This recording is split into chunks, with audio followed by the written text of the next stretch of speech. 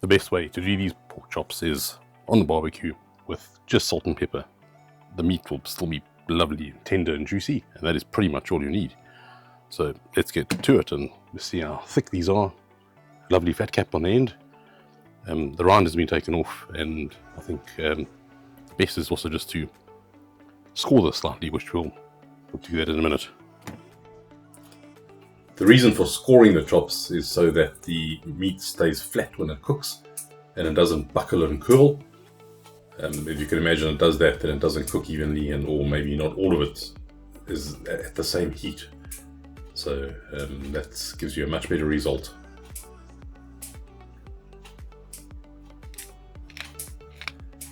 Then for the important part of seasoning your meat, a bit of salt and pepper. That's all you really need for these pork chops. The salt's quite important, so you could leave the pepper off if you didn't like that. But the salt acts as a dry brine, and if you do this 2 hours ahead of time, it brines the meat and it gives you a much nicer caramelized brown sort of colouring on the outside of the meat.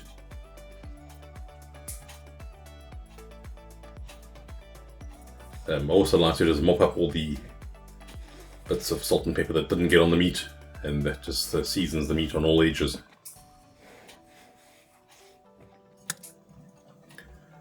Lighting the tumbleweed just to get the charcoal going. Nice big pieces of charcoal, so we'll get some good heat off of that. And there we go. When it's ready, you can put the meat on the grill. And yeah, it needs to be pretty hot. Those are thick pork chops, so similar to steak.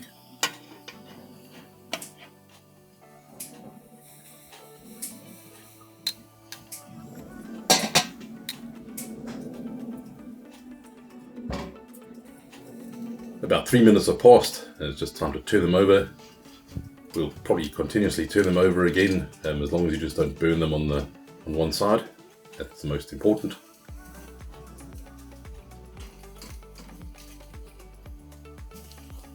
Cheers.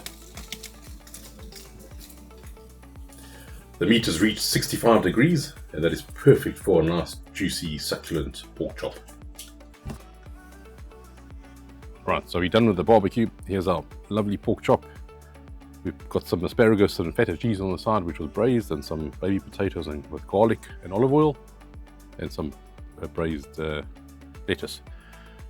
But the main star is our pork chops, so let's give that a taste and see how that's come out.